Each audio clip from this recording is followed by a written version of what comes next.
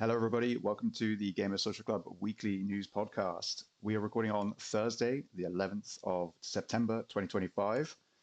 I am your host, Harry, aka Knavish Crayfish, and we are back to a full squad today. We have the greatest showman I know, Adam, aka Oh No Not Addy, with us today.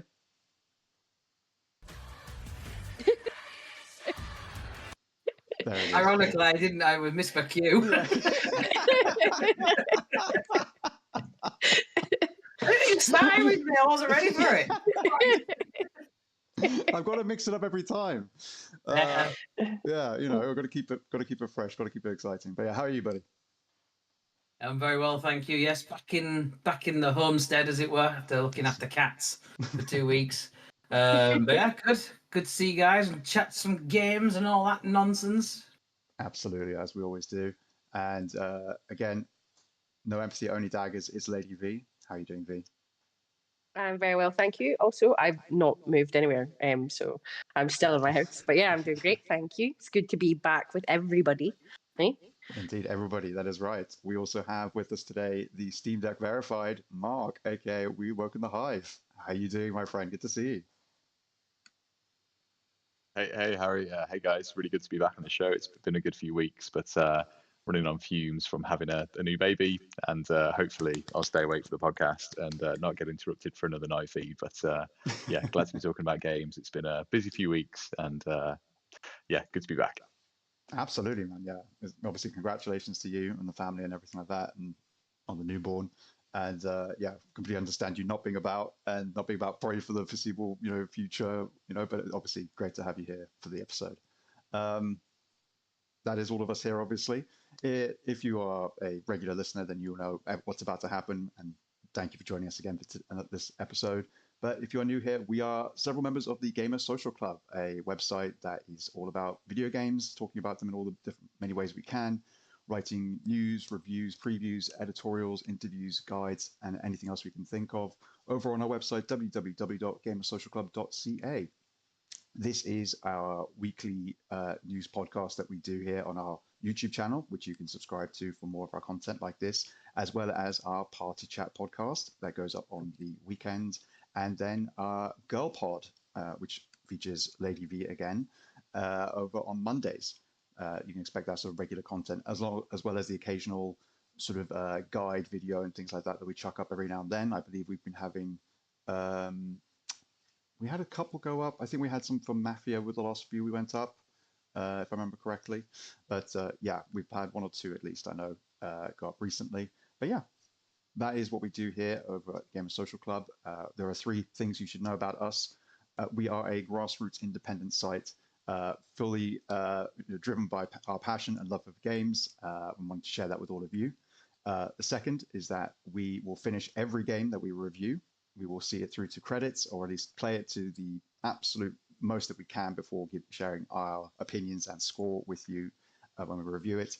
And third is that we run all of our news through a rumor-free filter, which means that any news that you get from us, you can guarantee is not just from the rumor mill online like that. It is coming from real sources. It is not spurious claims.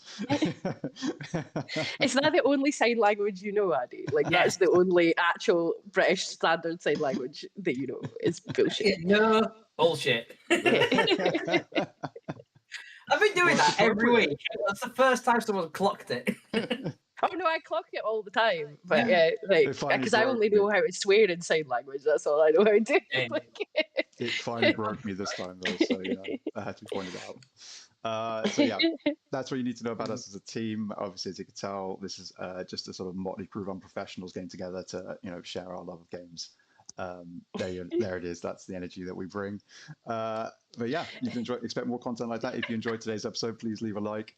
If you have anything you'd like to share with us, any critiques, any comments, any fun jokes you may have, or answers any questions we may ask you throughout this episode, leave them in the comments below. And as I said before, please consider subscribing. We also have a Discord you can join. We are a small growing Discord, but we are sort of getting more and more active with more game nights and things like that, which is really fun. And maybe some giveaways coming up in future. But yeah, I think that's everything you need to know about us and the rigmarole. all of this sort of information will be down below in the description alongside all of our socials for the site as well as us individually. But yeah, that is the rigmarole out of the way. We'll get to what we've been playing, which is normally our first segment. And I think it's only fair that we start with Mark. I don't know how much game you've managed to get in, Mark, but let's hear what you've been Playing up the to. game of life. It has been the game of life, and I think the most frustrating thing with the last few weeks is that I've invested quite a bit in a new setup, got a new Samsung OLED monitor, and I think I've played on it for about 2 hours in total, which is just highly depressing. But here we go. I think that's the joys of bringing new people into the world, and hopefully I'll have more time for it in due course, I'm sure. But a lot of my time over the last couple of weeks have been playing on my Steam Deck, trying to survive in bed in the morning with that. And I've had some really great games to play on the Steam Deck. A couple I can't talk about yet, but the one I will talk about is Sips and Sonnets. Sonnets. Struggle to pronounce that one right. Which is a visual novel that we published a review for just yesterday. And visual novels aren't really my kind of go-to game. And I've mentioned on the podcast before that I don't really play that many kind of cozy games, and this is very much like a cozy visual novel. It's all based on a tea shop in kind of a very rural English town where you follow the story of Miss Meadows, and it's just the most British game I think I could ever imagine and play.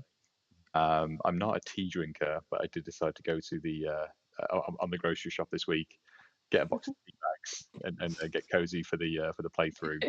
And it's a really wonderful story, following the character Miss Meadows and all the customers that come into her tea shop, and just follows kind of the stories and how you engage with them, and giving a lot of life advice. And you meet some really wonderful people that come into the shop, and it's by the end of the story, which is only about 2 to 3 hours, and there are multiple endings. It was really kind of quite a humbling tale, and I could see where some of the twists were going, but I think there still were a few surprises along the way, and really looking forward to getting back for another couple of playthroughs, because I do want to see the other endings as well. But graphically, it was really really quite a beautiful game, like a watercolor painting style. Characters look really good. The background settings at the tea shop and the like just look like something, and I think I put in my review, just looked like a watercolor kind of postcard that you'd buy in a British village and send to your nan. It just captured the British granny kind of vibe just perfectly. And also a lot of visual novels aren't voice acted, but this is completely voice acted. Nice. The performance for Miss Meadows is by, oh gosh, I've got the lady's name, but she voiced a few characters in Baldur's Gate 3, and her performance in this is absolutely fantastic. And a joy to play through. Really good characters, and a short experience, but at the moment that's been absolutely perfect for me. And there's some real kind of important messaging in the game as well, around kind of community and looking out for one another, and also the general kind of aging process that we all go through. I don't want to spoil anything on that because it's all part of the game's wonderful story. But it was a really, really good experience, and I'm very glad to be part of Gamers Social Club and get the opportunity to review things that are a little bit out of my comfort zone.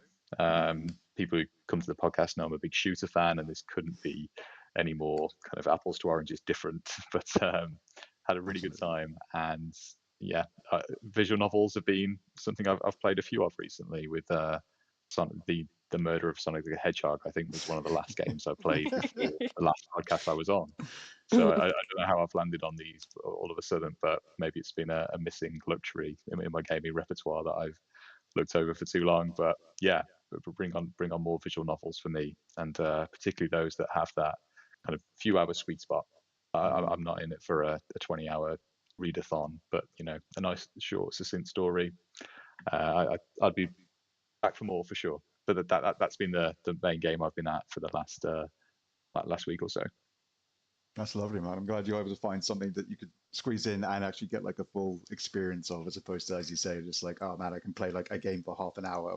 I'm going to get nothing out of this. It's like, what's the point in booting up like a big game like Donkey Kong Bonanza if you can only play for like 10-15 minutes? It's like but no, that's nice that we have to actually find some time for that. Whoa. Can we just you could spend 10 minutes just smashing the shit out of stuff in Donkey Kong Bonanza and it would be joyous. So don't come here saying that Donkey Kong Bonanza is not worth picking up just because you don't have time. I'm not saying it's not worth picking up at all. I wouldn't say that. Shut the hell up, man. There's bananas to be had. Well, go on then, Adam. What about you? What have you been up to then? What have you been playing? What have I been playing? I have been playing more. There's one thing I can't talk about playing, but the other thing I've been playing mostly exclusively up until the end of last week was Hell Is Us, which is I honestly don't know how I'm going to select my favorite games of the year at the moment. That list is going to be ridiculously long because holy hell, there's so many good games. Like Hell Is Us is just phenomenally good. It's excellent. It is. Yeah. Excellent. I've just my review went out for it, I think yesterday. Because so just I spent we got the code on just really around launch day, just before it, I think. So luckily I was off the week we got the code, so I just played it a lot. And it was super good, super fun. Bleak, dystopian, excellently well done. It's so much fun. Like it's not like I said in my review. It's not a new concept. The whole you've got to figure it out. Like here, the whole thing they're going for is this thing called player plattering, where you basically use your instincts, your ideas, you're learning from as a gamer. Like, well, what would I do here? What makes sense to me? Like, I think I could do this, and you. Generally speaking, that's the right way to be thinking about it because it's not. I really hate puzzle games when it's a really obscure logic because someone's tried to overthink it and they've cleverly thought of a logic. It's like, no, that's dumb. Like no one does that. Like it's not like that. It's like actually that makes sense and it's like a 3D. It's a third person action adventure puzzler, if that makes sense, but not like a. It's like Resident Evil type vibes. It's like figuring stuff out, putting things in the right slots or spinning dials and all that sort of stuff. But sometimes, there's a couple of puzzles where I was like, I don't know what the answer is here, and I just brute forced my way through it. Not mean that I broke the game or broke the door or whatever, but you could just basically logically work out the solution. There's like right early on, I said in reviews, there's like a dials thing where you've got like 3 dials and you've got to twist and figure out a code to unlock the door, and I couldn't find what the solution was anywhere in on the wall. Can I just work it out? Like, I just process of elimination. Okay, if it was this, I just go spin them all around. It wasn't that. Spin it all around. It wasn't. Okay, move it to the next one. Spin it all around, and it worked. I opened it. It didn't take me very long at all. I was like, okay, cool. So it just lets you. There's nothing that says, oh well, you can't unlock it because even though you know the code, you haven't found the thing that tells you the code, so you need to wait to get that to unlock it. It's not like that. But it's set in like this dystopian country called Hadia, and it's like a civil war's gone on. A civil war is going on, I should say, between these two kind of I think the kind of religious kind of. They're trying. There's a lot of. I can tell I'm really excited about it because I can't think how where to start with it. They're two branches of the same religion that have been warring for like centuries. Yes, the Savinians and the Palamists. Yes, and it's got to this point of kind of where they've civil war broke out because basically they can't really go at each other. There's a lot of. It feels like a lot of commentary. On the real world and stuff like that, and how we could get to these extreme situations and stuff. But there's instances of the extreme points of violence that's happened, and it's created this kind of it fractures time basically, and this creates these thing called time loops that it's that particular moment of violence where the people who are responsible for it are trapped in this time loop, and they just keep repeating the same moment over and over again. But the result of that is that these kind of creatures have emerged, these kind of what they call limbic entities, these hollow walker type things are kind of then populating the landscape wherever you are. around this time loop, and you kind of like trying to cleanse the time loop, get rid of the enemies, kind of figure out what's going on, and cure Hadia and save Hadia. You're playing as a guy called Remy, can't remember his last name, and he's like he was born in Hadia, and then like he was taken out when he was a kid, and he's tried to get back because he wants to find out what's going on with his parents and stuff. So there's some elements of the story I just never understood, because either they've put it in there, you need to figure it out yourself, because there's a lot of storytelling and world building in just the documentation and things you find in the world. And I felt that some of the key plot points, if they've done that with it, I didn't find them, and therefore I don't know the answer to them, or that they weren't there and you have to work it out yourself. Like I could create my own narrative. I said in review, I could create what's going on in my head, but I'd like to know what they actually meant to happen. Like it starts off with an interrogation. The whole story is told through an interrogation. So you're recounting what's happened, which is quite a cool way to do it, because if you die, I really like this. If you die, the guy who's interviewing you goes, "Now come on, that didn't happen, did it?" And then you reload. The result of that is that there's no consequence to dying, which seems a bit weird. Like it isn't a Souls, but it's Souls adjacent. But you can turn it on, I believe. You can turn it on, yeah. But like, the adjust default those things, setting can't is you? that there's no. Yeah. You can make it more Souls, but like the default setting is like how they intended it to play. There isn't that thing. So I thought like, it feels like there should be some sort of consequence, I suppose. But like, it's super fun though. It plays really well. The combat's super fun. You fight these creatures, and there's elements of like extreme emotion. So there's like elements, but like grief and rage and ecstasy and terror. But I never figured out if there was like a system to it. Like, is grief better than terror? And like, do you know, like Pokemon elements and stuff like that? It never. Again, there's little bits that I was like, is there something there? I don't know. Like, I had to figure it out. But like, it's besides that, there was nothing else I really had an issue with. It was super interesting. It was really endearing. It was really rewarding. So when you went off the beaten track and you were exploring it, it's the same thing I had with Atomfall, that you could go away and find stuff and like, oh, maybe I'll save that for later. It might be really useful. And then that's the bit you need, and it's a clue to something that you found later on. And it's that kind of that discovery. Like, you're not directed anywhere. You've just got to figure it out. And it's just done so well. And the fact that it succeeds in that, it was super. Like, you can tell I really enjoyed it just because but yeah, fully recommend it. Definitely go play it. Hollow Knight Silksong absolutely destroyed their it just released the same day. Like, come on, like you got a feel for them, but they've done a really good job, and I hope we get to see more, because the ending was a bit like, okay, like it feels like there could be more coming in a sequel or whatever else, but it did feel like a bit like, oh, it's just ended. Oh, right, okay, right, what? but yeah, no, even besides that, it was just super fun, and I can't recommend it. It looks amazing, the sound is fantastic. Just like, it's just like dystopian, like Blade Runner. Every so often there'd be like just noises appear, and like, oh, what the fuck is going on, sort of thing. And yeah, it's just can't recommend it enough. As you can tell, like, so it's good. That's what I've been playing. You could cut out like half of that probably. Like, I mean, I'm glad. And that's our time. Thanks, guys. No, I mean, I'm glad you enjoyed it, man, because obviously I've been playing it along. Well, you started before I did, because I got it at launch, but and I was very pleased to get the code for it for you, so you could review it and do all those guides, of course, because you've got a bunch up there. 25. Because there is so much that needs guides. We could use guides for that game because there's so much to find and understand. It's great. I am just like you. I absolutely adore it. I'm still currently playing it, and yeah, I won't add too much to what Adam's already said, because that's obviously what I've been playing majority.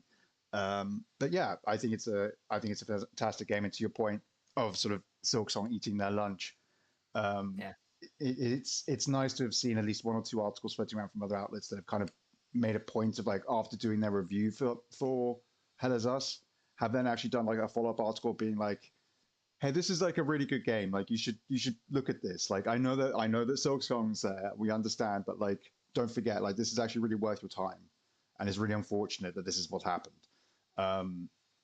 So I'm kind of hoping that we eventually will get some sort of sales numbers from Hell Is Us, from Rogue Factor of Hell Is Us. But again, wait and see how. Yeah. It's just, comes from that. yeah, I mean, just there's so much effort and love gone into that game. Like, there's was it 167 different voice actors doing like different roles, and the animations of the characters. I mean, the jowly man, don't know his name, never found that out. Whether they told you, I don't know, who knows. Big jowly man, questions about him because he's very pale. Just saying. He's deficient in something. I don't know. But like, I just love like going around and finding stuff and like helping people solve mysteries. And I mean, it feels a bit old school in that you can fail some of those. Just that, but it was the thing is that you can fail some of the missions, like the good deeds and stuff.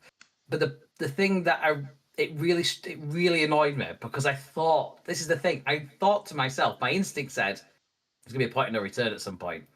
Like, I wonder if I do this key thing, I'm gonna lock myself out with something, and I ignored it and just carried on, and then I failed like 3 freaking good deeds. They all died, I got murdered or got eaten by something, I don't know. But like, the dog ran away or some shit. Like, so it was like, I could have just done it. I could have. Yeah, you're right. It is a bit frustrating. I obviously haven't been going after you and sort of following your footsteps. I've obviously managed to avoid that thus far. But also, I'm listening to that voice in my head, which is like, this game is very easily structured to be like, this is the end of Act 1, this is the end of Act 2, and you just kind of go like, well, like, treat those as like time skips, I guess, in it, to be like, once you do this, even though nothing will actually affect time, things will have changed in the world. That sort of thing. So yeah, I'm currently in Act 2, and I will not move on to Act 3 until I have made sure that everything I can find and do, I have done to the best of my knowledge. But yeah, it is a fantastic game. Definitely go check it out. That is what I've been playing. I am playing other things I cannot talk about. Lady V, what have you been playing? Yeah, I've not played Tell Us Us. So who's got the time, Addy? Like, my backlog is obscene. But I made the terrible, grievous error of downloading the early access to Deep Rock Galactic Survivor. So I will never have any time to play anything else ever again for at least like 200 hours or something like that. So if you're not familiar with the series, like Deep Rock Galactic you can play it solo, but it's primarily like a co-op game where you play as like a dwarf and you and your friends go on little mining missions. It's incredibly good fun. Me and my friend Brian used to play it in co-op all the time. So you just get deployed down to collect eggs or minerals or like a data center from like a rival mining company, and you just wander around as little film-mouthed dwarves, mining shit and shooting bugs in the face. It's great fun. And I would highly recommend it to anybody who's looking for a fun little co-op game to play with friends. I believe it's on Game Pass, and there is so much content because they just keep releasing free updates for it. So if you're looking for a fun co-op game for you and 3 other friends, would highly recommend Deep Rock Galactic. But earlier on last year, actually, they came out with Deep Rock Galactic Survivor, which is like a bullet heaven akin to Vampire Survivors. But it's a solo experience. There's no co-op in this. But it's a lot more, I will say it's a lot more in depth than Vampire Survivors. Now, I have about 250 odd hours in Vampire Survivors. But most of the runs that I would do on it now is like, you choose Queen Sigma, you pick up like 4 of the good weapons, and then you just put your controller down and see how quickly you would, if you had epilepsy or something like that, you would trigger some sort of seizure because the screen goes absolutely mental. Like, it's just not like, you have no idea what's going on. It's ridiculous. Like, but Deep Rock Galactic Survivor, you cannot do that. Like, so there's definitely probably some more busted things you can do. There's like meta progression that I don't have as of yet, because it does have meta progression outside of it. But you have to constantly be on the move from the bugs, or you will die, and you will die incredibly quickly. But yeah, it's just really, really good fun. They've kept the mining aspect of it. So unlike your Vampire Survivors where you're sort of just wandering around. You might find a special upgrade. You might find like one of the rings or the cape or something like that, and get attacked by a weird guy with a sun for a face for ages, and just have to evade him. You have to mine different minerals whilst you're trying to kill all these bugs and evade and do all your objectives, so that you can upgrade your meta progression on the off chance. I think it comes out of early access and releases across all platforms. So it'll be on Xbox and PlayStation on the 17th of this month, where because currently it's got 300 achievements. Jesus Christ. Currently, 258 of them are not live. They only go live on day one of the launch. So all that. it's super fun. I think you like Vampire Survivors, don't you, Addy? I do. You'll have a good time with it. You definitely will if you like those sorts of games. I downloaded it, I think, on the Saturday the Sunday, sorry. And by the end of Monday, I had 10 hours in it already. So, yeah, I think if you have a Steam Deck, it's definitely something that you could play on the go on the Steam Deck. Vampire Survivors is great on the Steam Deck. But please be aware that you can't get to a point where you set it and forget it. And there's a lot of different difficulty modes as well. So the more you do, you can do like weapon masteries to upgrade the damage for your guns, but you don't just buy those in the shop with your upgrade points or anything like that. You have to do a full mission where you're only allowed to use that one weapon. So instead of your standard loadout of 4, you have to use that weapon for the entire dive, because that's what they call them, it's dives. So if it's like the engineer gets turrets, which are super broken. Like the engineer, I don't play the engineer when we play normal Deep Rock Galactic. I play the gunner because I have small brain and I can only focus on one thing at a time, and it's having a minigun. But the engineer has turrets, and you set them up. So it's just like you're mining away at a rock wall, and if they've got high enough damage, they just start spawning behind you, and nothing can get near you. You're just like, oh yeah, I'm just going to get all these nice upgrades here as my turrets just rip through things, and you have to do like a full mission with only the turrets, which is very difficult for the first like 3 minutes, and then as soon as you get 1 or 2 upgrades, you basically are unkillable.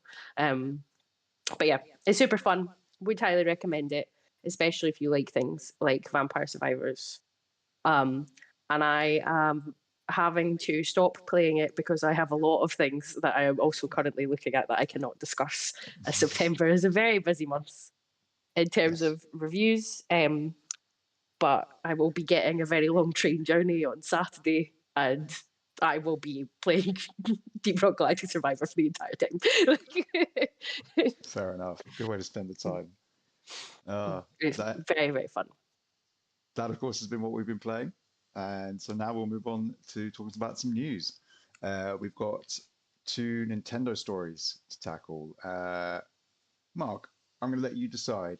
Are we going to talk fun, happy Nintendo news, or are we going to talk anxiety-inducing, oh no, what's happening, Nintendo news? I think our old habit is normally start with the good and then rub the negative in afterwards. So why break tradition? So why don't we do the good stuff first? Let's do the good stuff first. Of course, tomorrow, well, once this goes up, it will have happened, I imagine. But as a time of recording, tomorrow, Nintendo are having a Nintendo Direct. According to them, it is the longest Direct they've ever done, I believe. And again, I believe there are some more details that are floating around out there, but we're going to talk about it today. And obviously, we're going to talk a couple of predictions, what we think we might see there, what we hope to see there, all that sort of thing. And obviously, I know there's been rumblings. Of course, it's the 40th anniversary of is it the Mario Brothers series specifically? Yeah, it's Super Mario Bros. 40th anniversary. Yeah, so which, of course. Snuck up on me because I remember buying the 3D All Stars pack for the 35th anniversary, and then someone said 40th, and I was like, "There's no way that was 5 years ago. What do you mean?" Shut up! Shut your mouth. He's dropped an octave. Shut up. It's like, I have a knife and I'm not afraid to use it. Like, just shut your whore mouth. Like,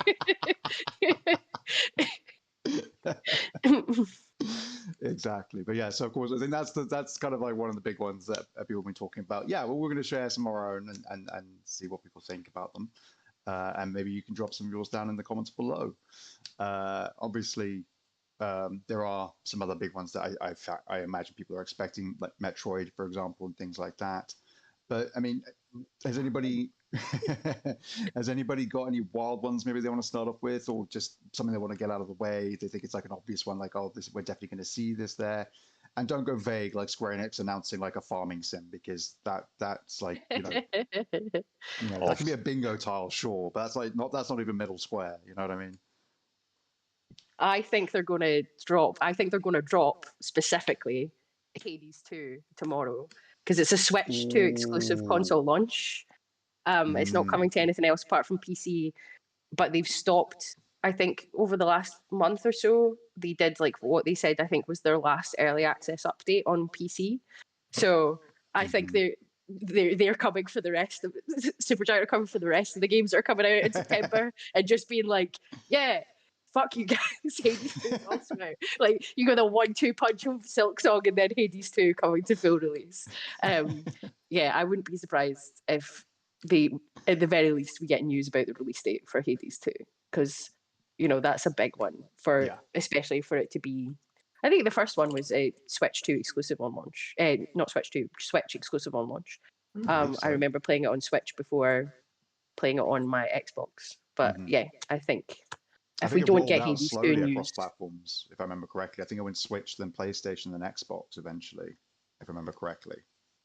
I 100%ed it on Switch and on Xbox. So, but yeah, I would be surprised. I'd be more surprised if we didn't see anything about Hades 2, to be honest. Yeah, I think that's a very good call. I think it's a spicy one, but also I think that's actually pretty solid. You've got good evidence to back that up, definitely, in that respect. All the games coming out in September, I suppose. Yeah, team sharing, Supergiant just cleaning up. Yeah, I think that's absolutely one that we'll likely see there, probably. Anybody else for any ones that they think is a kind of a dead cert, or? I think we'll see like a Mario All Stars 2, release. So, like Mario Galaxy 2, for example. I don't know what else would be on it, but like it feels like I don't think they'll re-release the first one, and I don't know if they'll necessarily put the original 3 on the second one. I feel like it'd be a continuation, so they'll add new games. I think Mario Galaxy 2, for one, feels lost to the ether, that one. They might re-release the old one, because the original, my like Nintendo lore, the original Super Mario All Stars that released on the Super NES, like the SNES. I had the original version of it when it dropped, because we had our first console was the Mario All Stars SNES. Oh, nice. But it didn't contain Super Mario World on it, but they later re-released it with Super Mario World on it. Considering that they've put the GameCube on the Switch 2, so you can play GameCube classics. Yes. And when they showed that off, all the sound effects for the GameCube on the Switch Classics menu are sound effects from Super Mario Sunshine, but Super Mario Sunshine is not available on the service. And when they showed off the service during the Switch 2 launch, there was a game icon for Super Mario Sunshine. The GameCube controller that's compatible with the Switch 2 also works perfectly with Super Mario Sunshine on the 3D All-Stars version. But the 3D All-Stars version got a lot of flack. The entire 3D All-Stars collection got a lot of flack for, the Mario 64 was just a port of an emulator, the Dolphin emulator for it. But they specifically patched out the long jump glitch, so you can't speedrun it. You couldn't re-invert the camera on the Super Mario Sunshine, so it doesn't play like the original game. which was an issue for me. One, an inverted camera heathen, and two, someone whose favourite 3D Mario game is Super Mario Sunshine. So, just bad taste all round. And there was some issues with like the motion controls and stuff like that with Super Mario Galaxy. So I think they might. There was also the fact that it was limited edition. Yeah. So you can't buy it anymore. So why make it limited edition unless for the 40th you're just going to go, oh, it's Super Mario 3D All Stars 2. We've put in Super Mario Galaxy. We have allowed you to reinvert the controls in Super Mario Sunshine, and we've maybe actually done a little bit of work to make these more remasters than just straight up ports onto the system. And give us another £80 for it, and it will also be limited edition. And fuck you. And we'll see you again in 5 years for the re-release. Yeah, we all know that. But we'll tack Odyssey onto the end. Yeah, I think that sounds pretty credible. I mean, with the fact that it's the 40th anniversary of the Mario Bros series, do we think that there's going to be anything like a sort of a collection or anything like that done this time around? I'm sure there've been ones in the past and things like that. Again, I'm not up on Nintendo stuff as much as others. So feel free to educate me on this one as well. Listeners and viewers as well do the same. I don't know what value it would bring though, because like all of them are on the online service, aren't they? Apart from like the game. What I always think of like something like the Rare Replay Collection as like a good example of where you not only just have like the games as a collection, but you kind of go into like having behind the scenes content and commentaries and all this other extra stuff that you can provide to kind of give people like the history of the series. It's again, being the 40th anniversary, feels like it's the right sort of time to do that sort of thing, to kind of go, let's go back through the decades. There's 4 decades of this series and look at early concept art. Let's talk to people let's watch old big interviews, clips, all this sort of stuff, and have it all as one kind of fun collection that people can look at and be like, oh, look, it feels like it'd be sort of the thing that would be like part of the 1-2 punch for this direct. If it was going to be like the 40th anniversary Mario Bros direct sort of thing, they do like the new game or whatever it might be sort of thing, and that, if you know what I mean. That feels like those two would kind of come part and parcel to like cover the event. The only Luigi's Mansion that's not currently available on the Switch is the first one. So you think you want a remaster, remake sort of thing? Or? Well, yeah, they did the HD remake of Luigi's Mansion 2 because that was a 3DS only title, wasn't it? Yeah. So that came out recently. So maybe they'll be like, oh, also Luigi's here. But then wouldn't they just add Luigi Mansion 2, the GameCube titles on the Switch Online? They might, but then you're not going to get. There, isn't it? I think. Sorry? No? Is Luigi's Mansion 1 already on Switch Online? Is that right? No, not yet. Is it not? No, they've only got like 5 titles, I think. So. Yeah, it's like Majora's Mask and stuff like that is there, isn't it? Yeah. But I did love Luigi's Mansion though. It's so good. They could put, I think, but there's a good chance that they'll probably put the original on the Switch Online, but also release a HD remake of it because it's Nintendo Day and they like money. I would buy that. It would be interesting to see if we get any of the RPGs, from the success of the remake of Super Mario RPG and also the remake of the 1,000 Year Door, which is like quite possibly one of the best games ever made. Great game. But if they do like, I don't know, like Bowser's Inside Story or something like that, because that's a bit of a cult classic.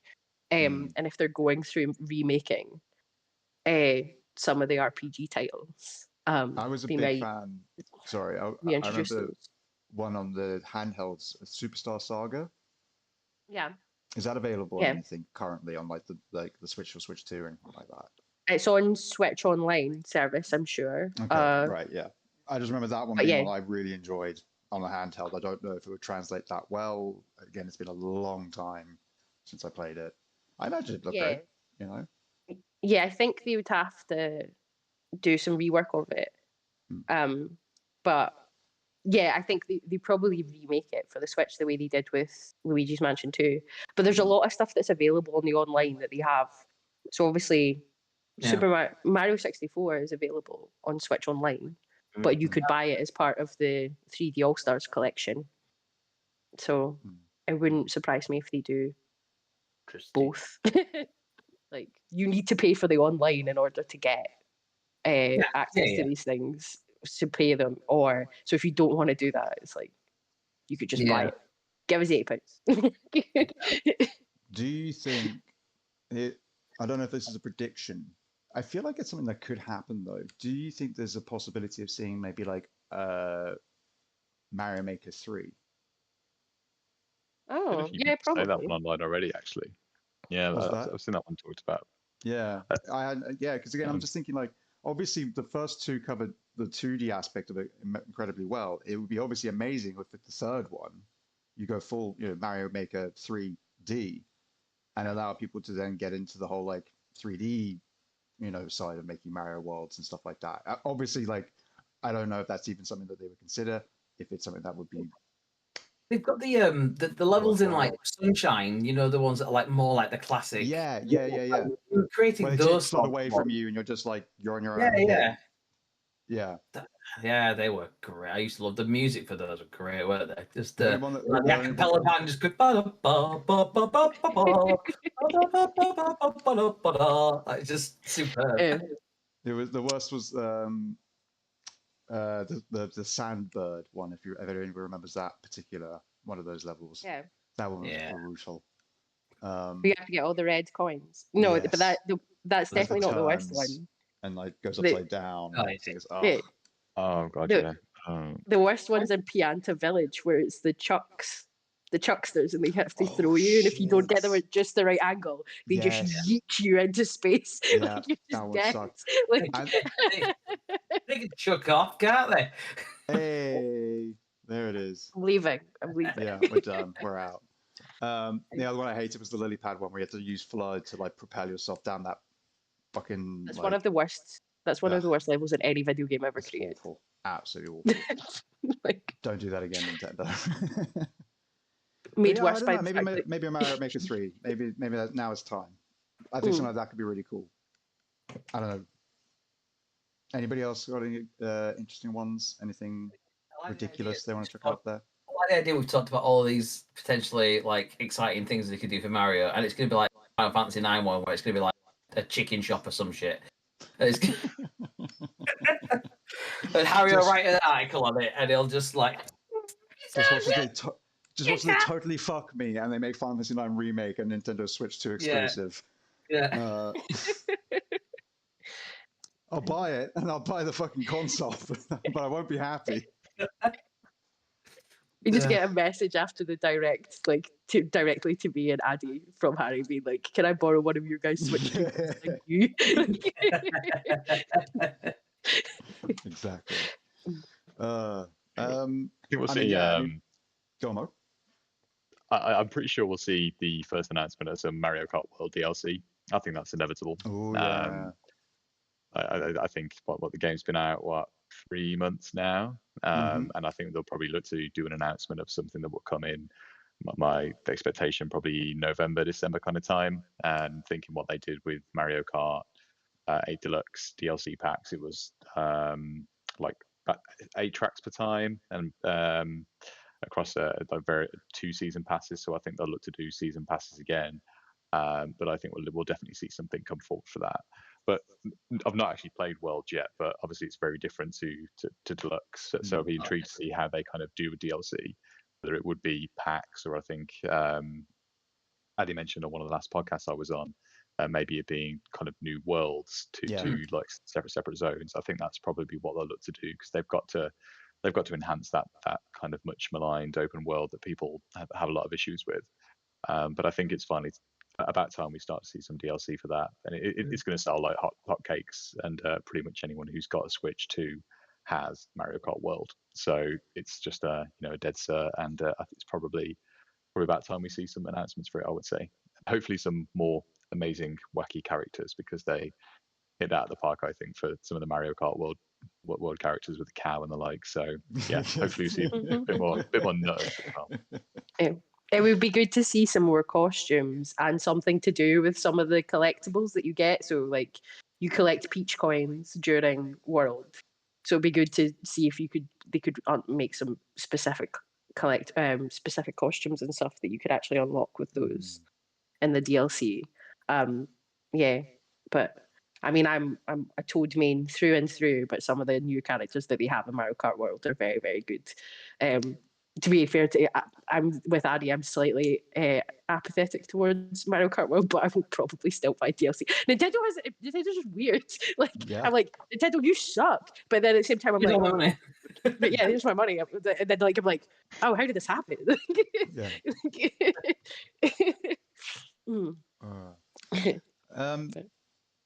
Any other first party predictions? I'm just looking at the some of the franchise and try to see if there's any that we've not seen for a while. Yeah. Or like, are we due some like the first one that jumped out was like, are we going to see something of a new Animal Crossing? Because it's been 5 years. It's been it was Doom and Animal Crossing, wasn't it? The same day. March 14th. Was that the date for it? I'm pretty sure it was March 14th. I thought it was 20th. I might be wrong. The original crossover, like the original, like before Barbenheimer and shit like that. We had Doom and Animal Crossing. Doom and Animal Crossing, yeah. But there's a couple that's jumped out. There's that Pikmin.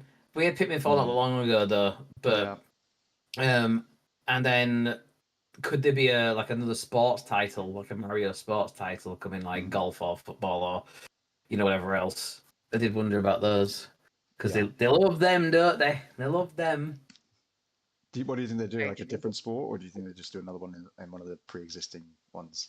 Because they did a football one recently. They've done golf recently. Yeah, golf wasn't that long ago. Tennis? They've done tennis for a while. And then but do you think they do maybe I don't know, basketball or something? Like just do it's a totally different sport. Have they done basketball before, or was that? I think they did one on GameCube. I think, if I'm not mistaken. I want to see a proper throwback though. I want to see bring out a franchise that doesn't have for F-Zero or something like that. Bring that back from the dead. Star Fox. Star Fox. What are they do with Star Fox? Crying out loud. It would be. Considering Mario World has no themed tracks that are outside of Mario. Yes. Because 8 Deluxe had Big Blue, which has the best remastered soundtrack of anything ever from F-Zero. That's so good. They play it during the final round of the pub quiz that I go to sometimes on a Sunday. I was because I go and annoy the guy who runs the quiz until he plays it. I'm like, Matt, put Big Blue on, do it. But yeah, it would be fun to see something for F-Zero if they're not going to put some of those themed tracks back into Mario Kart. I predict that we might see something of either. I'm going to go with that. We're going to see either one of Yoshi getting something. Oh yeah, Yoshi sometimes gets his own games. Every now and then he does, and Donkey Kong's now had his one. So next person up on the conveyor belt, I feel like is very someone like a Yoshi, or I would like to see Captain Toad get another game because I was going to say, give me Captain Toad's Treasure Tracker. Give me a new Captain Toad's Treasure Tracker. Captain Toad all the way. I would love a new Captain Toad. Yeah, so one of those would be great. And then deep down, if they were ever to give one of the characters from Mario's World their own game, I want a Shy Guy game. I don't know what it is. I just love Shy Guy, and I want him to have his own game. I don't think he could step into the limelight though. He's a bit nervous about. Make it a stealth game would be great. That would be good, actually. Shy Guy stealth game. It's a stealth game, and he's just trying not to get involved in Bowser's master plan. He's just trying to escape. He's trying to avoid the draft. Yeah, literally just trying to avoid the draft, avoiding all the other Goombas and Koopas. Shy Guy in, conscientious objector. You're working backwards through Mario levels and trying to avoid all the enemies. That would be I wonder if we'll see anything new from Paper Mario, because again, much like Animal Crossing, the last mainline Paper Mario that wasn't a remake was 2020 for the Origami King. Yeah, true. Very true. I know they did okay. I don't think people were like thrilled with the combat system, although it's quite interesting. But Oh, I loved Origami King. I 100%ed it. Like, it was Yeah. great. Like, yeah. but let's move on to third party, and then we'll move on to the second Nintendo topic. But yeah, what do we think third party wise? I'm happy to kick it off with. I have got I think a spicy prediction. I'm willing to go out on a limb on this. Is it one. Final Fantasy 9? No, it's not Final Fantasy 9 remake. Not happening. No. Maybe a Final Fantasy bowl of rice only available in the Nintendo store or some shit like that. One grain. Although it's got the word written on the grain of rice, the remake isn't happening, Harry. Yeah. And that's the only one you can buy. That's the only one. No, I will go out and I will say that Sega is going to show up, and Sega are going to show off more of one of the next revivals that they're doing, and I think it would be fitting if it was Crazy Taxi. I think we will see more of that. He's seen the silence then. He thought it was going to be something much more exciting than that. Well, go on then. You do it.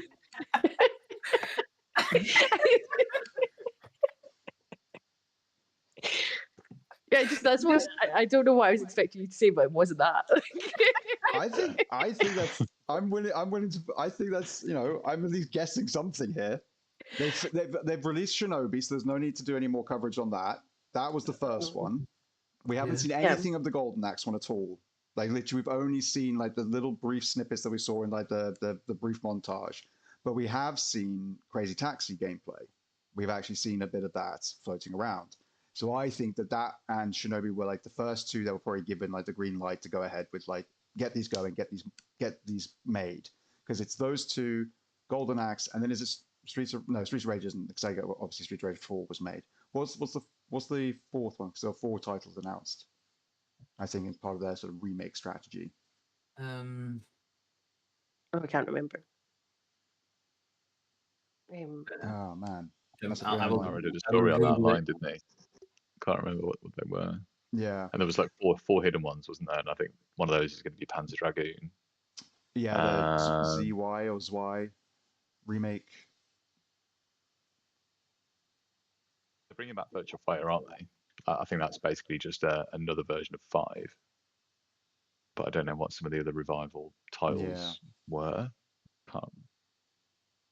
But yeah, Virtual Fighter? Virtual Fighter? No. This was going back into like this is going back into like the Mega Drive Genesis days. This was like pre 3D. These are except for Crazy Taxi, I guess. But like it was like Shinobi and obviously and Streets of Rage 2 were obviously their earliest, or 2 of the earliest ones, and then I keep saying Streets of Rage, I mean Golden Axe, sorry. And then but anyway, I can't remember what the fourth one is. I have to find that out. And was it Jet Set Radio? Yes, thank you. Yes, yeah. So again, and I don't know how much of that we've seen. I don't know if that's been floating around that much, but I guess maybe that would be cool. I think we'll see the next one of those in a bigger way, because I feel like they're kind of launching them in a staggered sense to kind of give them all their time. So now the Shinobi's out and it's done its bit, start on, I think, Crazy Taxi, because we've seen more of that than any of the others, but could be Jet Set Radio.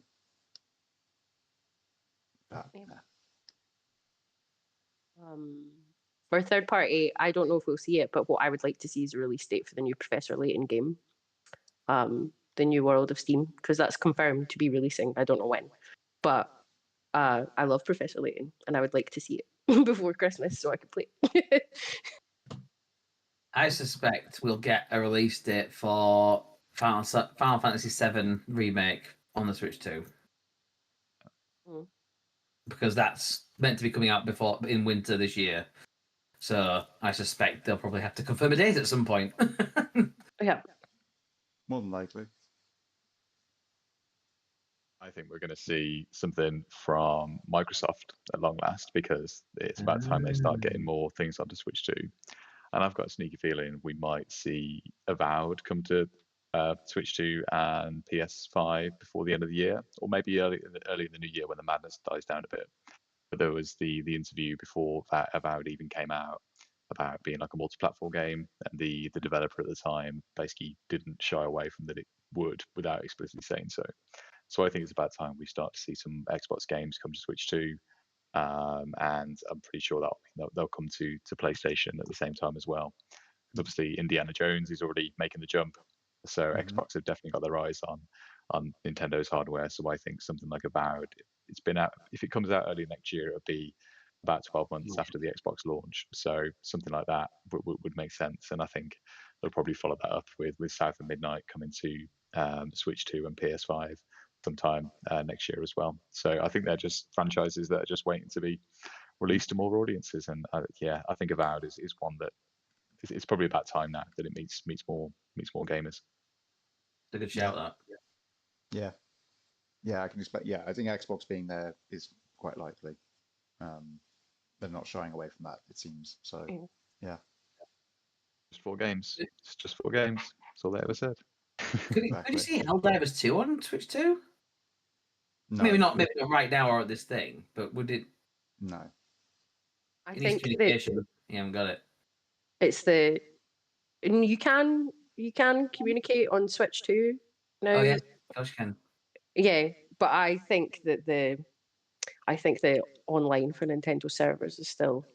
I'm very interested to. I don't think we'll see anything from it at the Direct, but I'm really interested to see how the Duskbloods is handled, because obviously the killer combo of FromSoft netcode and this Nintendo's online capabilities, which are pretty rubbish. I feel like you're just going to struggle with everything on that. So, but I don't think that. I don't think that the Nintendo servers are up to it, to be honest. That's a fair point. Yeah, that's kind of my feeling on it, as far as Helldivers 2 or anything like that going across. Because we had obviously the Lego Horizon just launched on Switch 2, Switch, didn't it? So I was wondering if we're thinking multi-plat from other platforms, I was wondering if there's any other games that might from Sony that could come across. But the one that really jumped out was the one that, if it's on Xbox, it's fair game on the Switch, right? But Switch has to be able to do it, of course. Yeah. I think that will round out our predictions. We'll see, obviously, what we get to see. And we'll move on to the second piece of Nintendo news, which is, unfortunately, the not so fun, exciting piece of news. Boo Nintendo.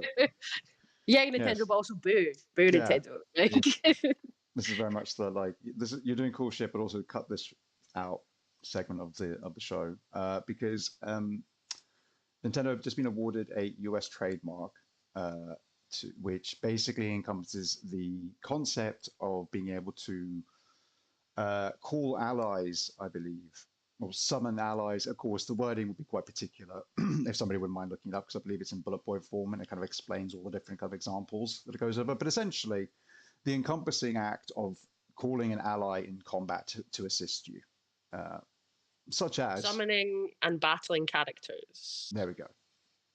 Apparently. Little. I'm not reading an entire patent. It's 49 pages long. Monsters that could fit in your pocket that then do battle. That sort of thing. And of course, this has led to a lot of conversation online about whether or not this is okay, whether or not this should be a thing that should be allowed, as well as what are the possible implications this might have. With plenty of people saying, well, look, they've been in a long running legal battle with Pocket Pair.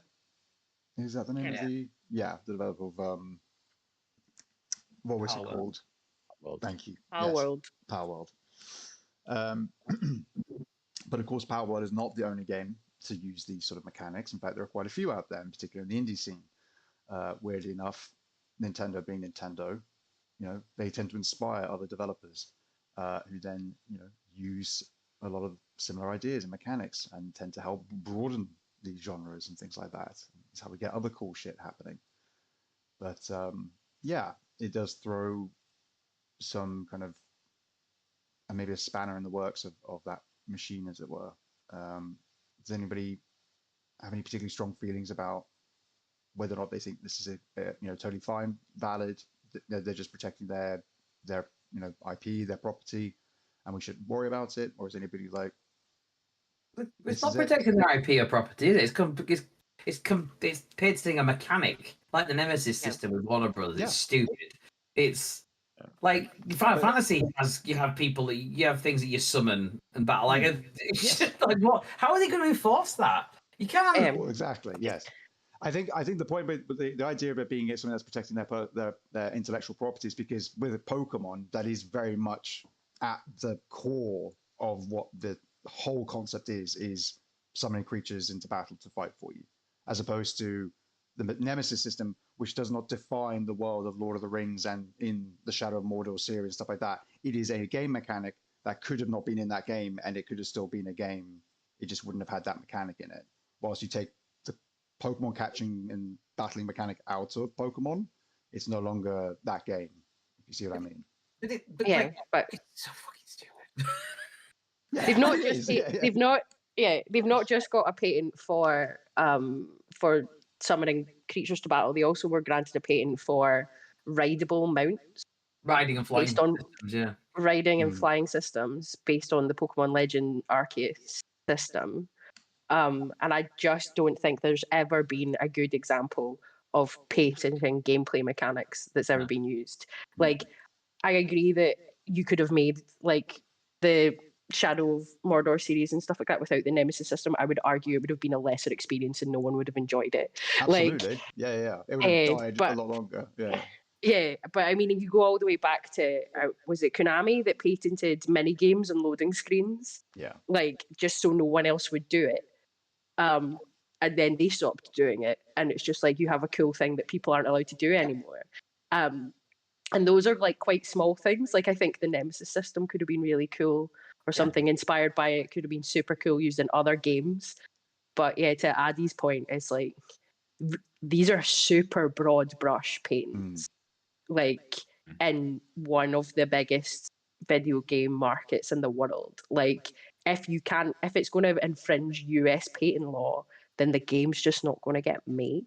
Like, so it's like you saying you can't ride around something in a field. What's World of Warcraft doing about this? Would Blizzard being like, the fuck? Like, what do you mean? Like, I can't have a mount. Like, and yeah, it's just how they clearly put it in so that they could sue Palworld. Yeah.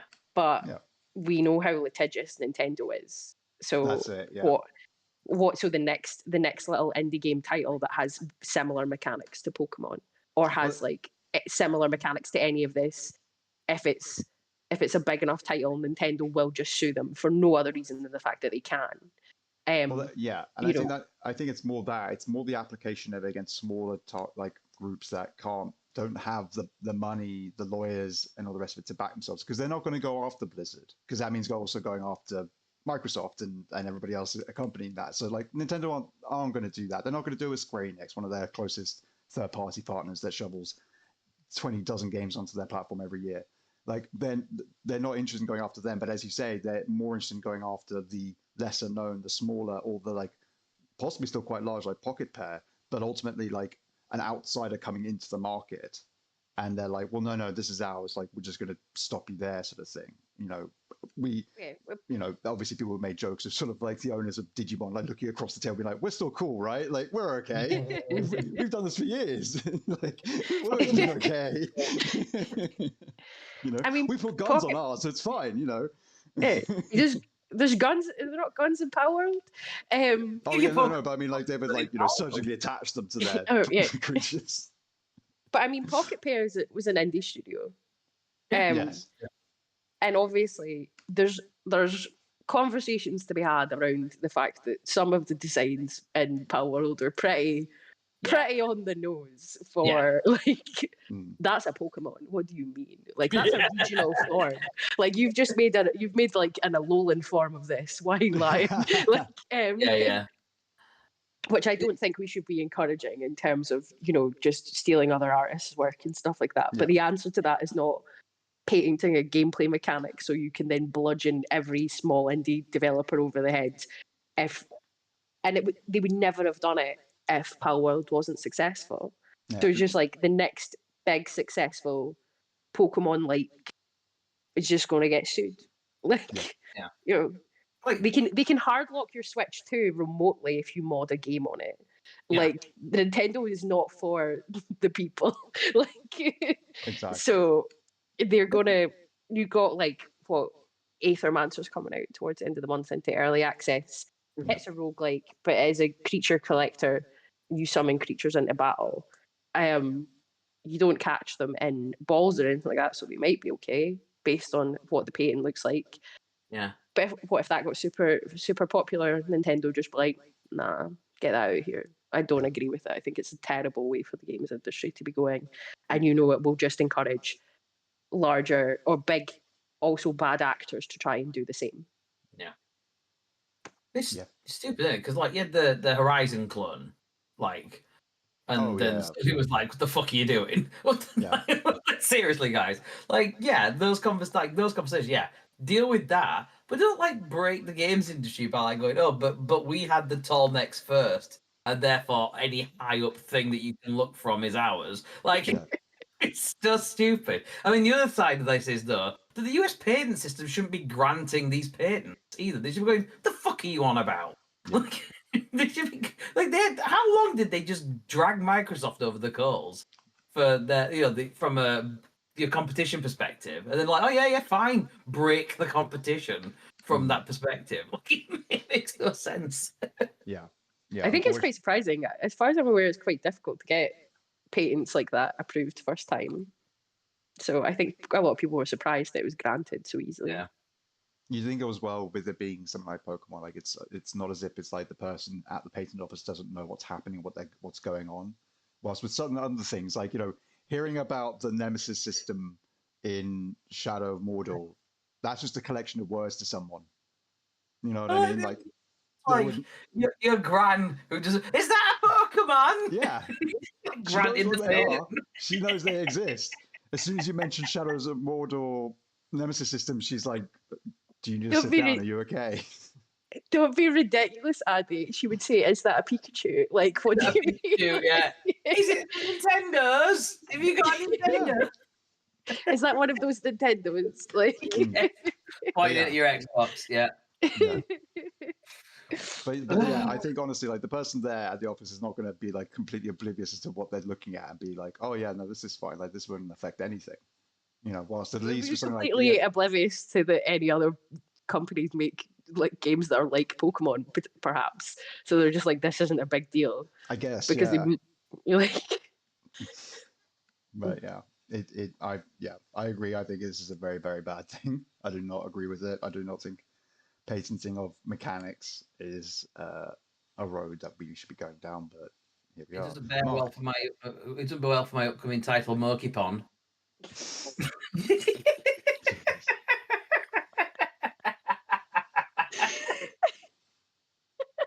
is the dumbest thing you've ever said. That was awful.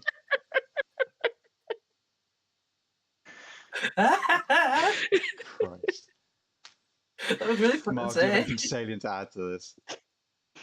I think the guys have captured a lot of things, and I was going to make the point around kind of what this means for other game mechanics that other developers might kind of look to ring fence moving forward. And the guys have already said this, but I think the other thing is the Nintendo have snuck this out during the week of a direct to try and get it all kind of covered up. So obviously we talked about the direct already, but this, pulling in the longest ever Nintendo direct ever in the week that they've done this really shitty thing, which is just one of the other many shitty things that Nintendo do. But people just kind of accept it because it's Nintendo, or don't accept it but just forget about it rather quickly because they create so many damn good games. But they do some pretty awful things. And I think, looking at some of the first party platforms, they're all at it though. They're all at kind of dirty practices lately. You know, and I think some of what Sony's doing with just constantly re-releasing games. Xbox have got some of their own kind of malpractices as well, but I think that this just stinks. It really stinks, and I can just imagine, you know, you've got indie developers who are creating a game with some of these mechanics. They've been at it for 2 or 3 years, and all of a sudden they're going to get the game on a showcase or something, and then they hear this news and they can't even ship the fucking thing. It's just absolutely bollocks. So yeah, I really feel for the people that are going to be affected by this, and you know, I, from like a business sense, I kind of somewhat get it. And I think sometimes you always have to look at it from that business sense, and we do that on different topics we've had on the podcast before. But when you are limiting creative capability in the industry, I think that's a real kind of crossing the red line. And yeah, putting IP on game mechanics just isn't the one. It's not about that. There's no need. Yeah, I completely agree. The thing that annoys me as well is that like the games industry has just learned from Nintendo and emulated and evolved for decades. You know, the D-pad, the rumble pack, the analog stick. You know, it's all like they're all like Nintendo don't like it when you emulate them. But no, they don't. So yeah, see, that's a good joke. That's a funny joke, Adam. Nah, it's all right. In some way, if they do it though, and then repackage it and put it in a 35th anniversary collection and sell it back to you. yeah. So like, it's it's just a bit. It's just like it's the whole industry is about like you can honor and like obviously direct rip-offs, you know, fair game or whatever else if you're just taking the piss like we said. But like if you're inspired by something you've seen like Pokemon or what like was Battlefield suing Call of Duty, Call of Duty suing Battlefield. Do you know what I mean? You've got guns, let's sue you. Like about where does it stop? Yeah. Like learn each other involved, but don't just rip each other off. That's fine, right? Watch them patent platforming because Silk Song was so it's like we actually did platforming first. We're going to patent platforming. Fuck you, Team Cherry, and specifically. Yeah, that's it. What if Eden had copyrighted or trademarked first-person shooting? Where would we be? Yeah, exactly. It's stupid and it's a slippery slope. Yeah. Hopefully we can pull ourselves away from it. But yeah, let us wind down. Let's clear out of here, guys. We've got our last little segment, obviously, as always, which is what we're looking forward to. I will say very quickly that I am looking forward to trying out a game that I again was sort of on my radar, but has now kind of made itself more known in my presence because of its announcement today, which is yesterday when it was part of the Player Claim showcase, which is Catanaut, which is a 2D roguelite where sort of with inspired Metroidvania elements with both sort of gunplay and melee combat, which looks very cool, very slick, with sort of cyberpunk meets eldritch horror elements, all very, very cool, from a solo dev studio called Voidmore. But what piqued my interest was the fact that as part of the launch, Acclaim, who of course are iconic back from the day and have now returned to kind of become like a new indie publisher, which is very exciting, are running a giveaway for a one-of-a-kind Catanaut branded katana. They're giving away a fucking sword. That's so cool. More people, every game launch should have swords. It would be great. I think that's what we should do. Problem. Yeah, I think it's brilliant. Next Pokemon, there's a sword that comes with it, or when.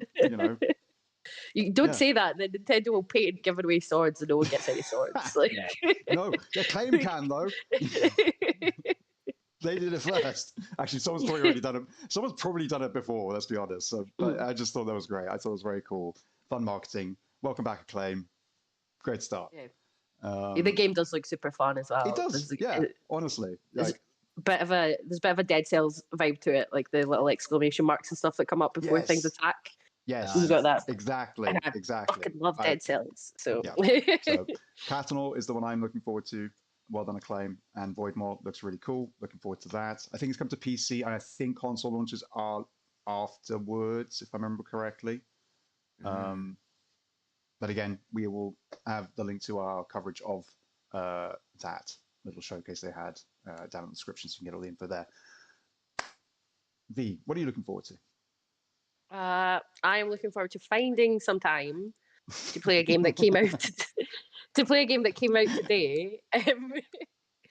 But we played a little bit of the demo a while ago, and it was on the demo disc. But it's a game called Shape of Dreams. So it's like a sort of top-down isometric, almost like MOBA style gameplay, but it's not. It's like a co-op roguelike, and it was so much fun when we played the demo. So it's just came out today, and there's like a lot of new characters that weren't there in the demo.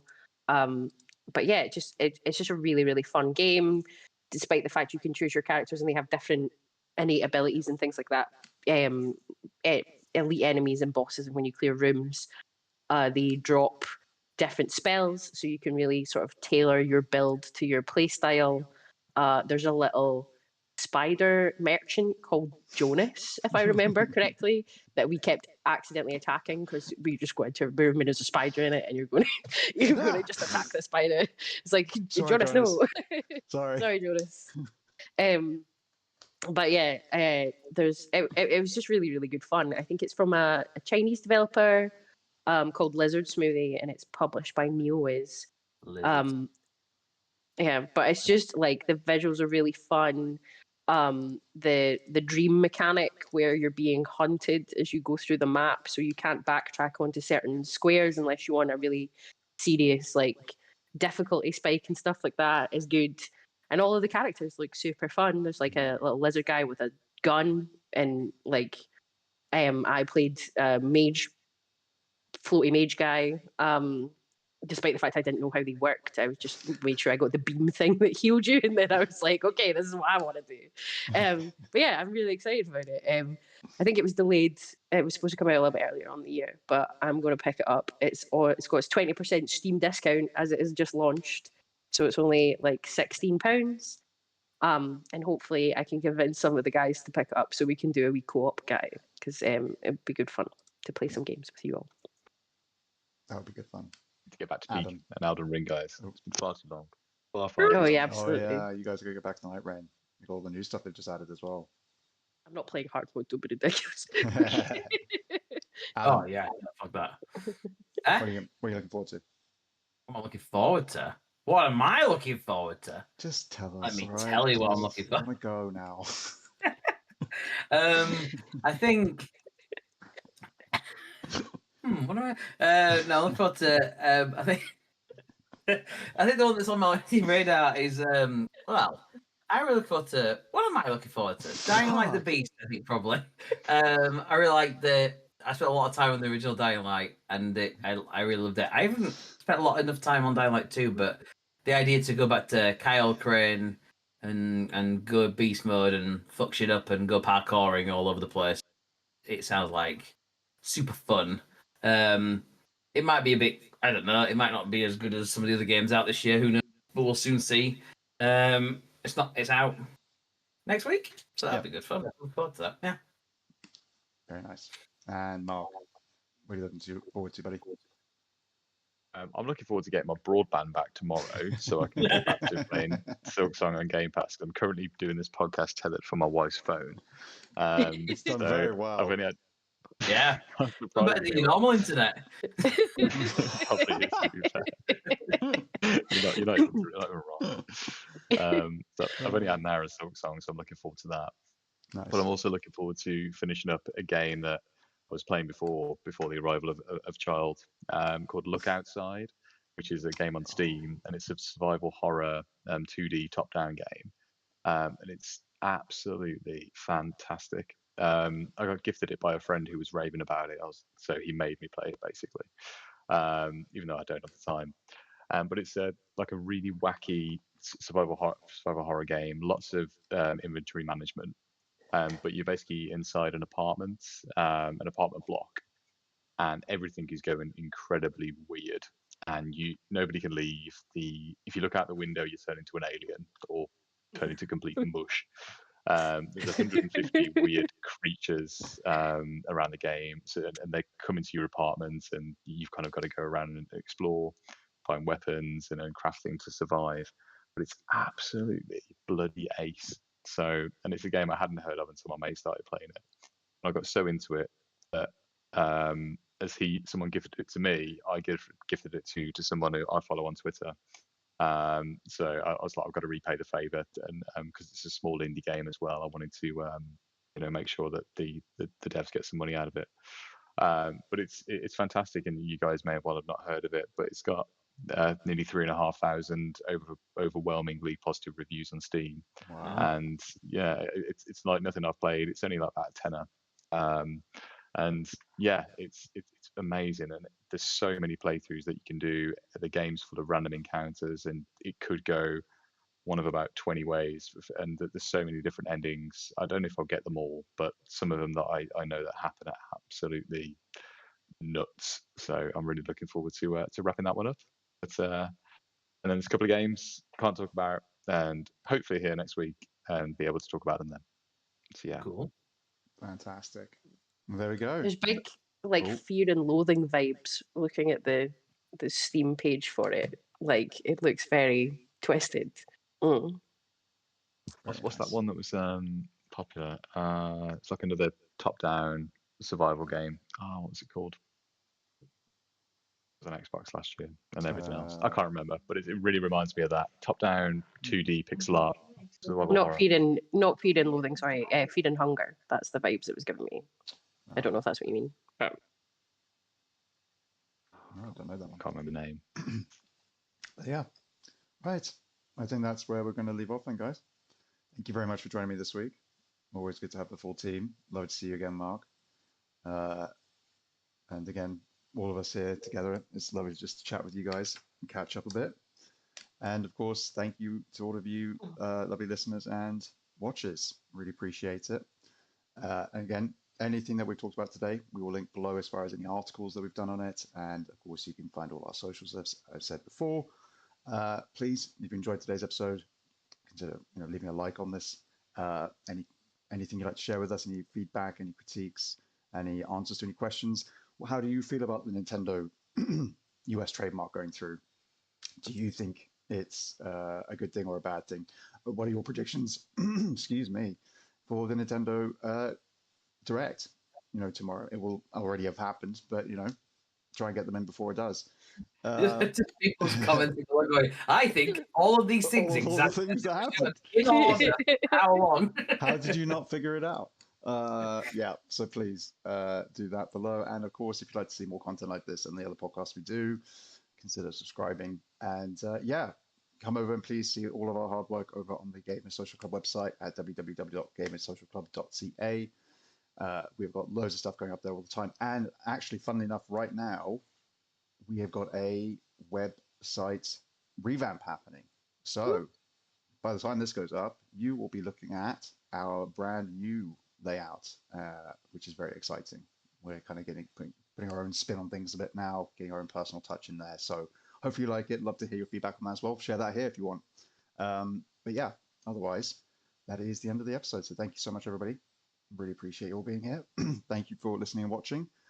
And of course, take care of yourselves, take care of each other, play some great games, and we'll see you next time. Bye-bye, everyone.